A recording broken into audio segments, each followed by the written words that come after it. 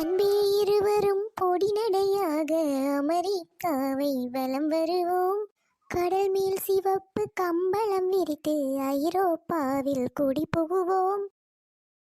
ஐயோ அம்மா, கொஞ்சம் ஐரோப்பா இல்ல, யாழ்ப்பாணத்தில் ஊர்வலமா போயிருப்பேன். கடவுளே, கண்மணி, உனக்கு இந்த ரிஸ்கான விஷயம் எல்லாம் தேவையில்லை, உசுறுதான் முக்கியம். கீழே நின்று வீடியோ போடுவான். வினோத், நாம இப்ப எங்க போறோம் சொல்லு பாப்பம். அம்மா, எந்த பேர் வினோத். ஒரே வினோத் துப்பியான் இருக்கீங்க. சரிடா வினோத். அம்மா, என்ன ஒவ்வொரு நாளும் பாக்கு கூட்டிக் கொண்டு போறேன்னு மாத்திட்டீங்க. கூட்டிக் கொண்டே போகணும், சரியா?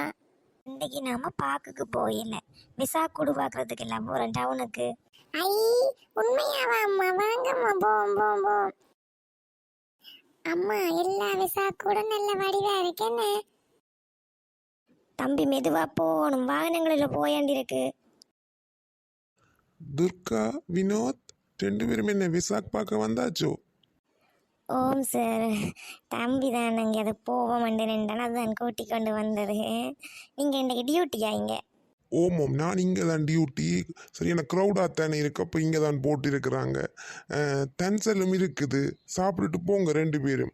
லைனில் நிற்க தேவையில்லை, நான் உள்ளே கூட்டி கொண்டு போகிறேன். ஐயோ, இல்லை, வீட்டை சாப்பாடு இருக்குது, அம்மாவும் வீட்டில் இருக்கிறாத, உங்களுக்கு எஞ்சிடாம நாங்கள் வீட்டை போகிறோம் இதை பார்த்துட்டு.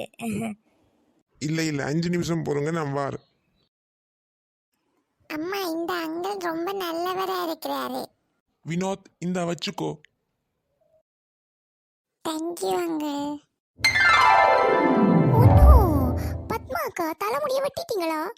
இல்லையடி, மடிச்சு கிளிப்பு குத்தி இருக்கிறேன். என்ன பார்க்க சந்திரிகா மாதிரி இல்லையே.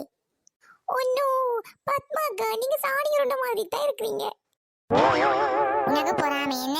நான் சிங்களாக்கள் மாதிரி சட்டையெல்லாம் போட்டு தலையெல்லாம் மடிச்சு குத்திக்கிட்டு வந்தா நீ பொறாமையில சாணி உருண்டை மாதிரி இருக்கிறேன். நாளப்பேர் உன்னை சொன்னான் தானே நான் கேம்பஸ் பிள்ளைகள் மாதிரி சின்ன பிள்ளைகள் மாதிரி இருக்கிறேன்ண்டு.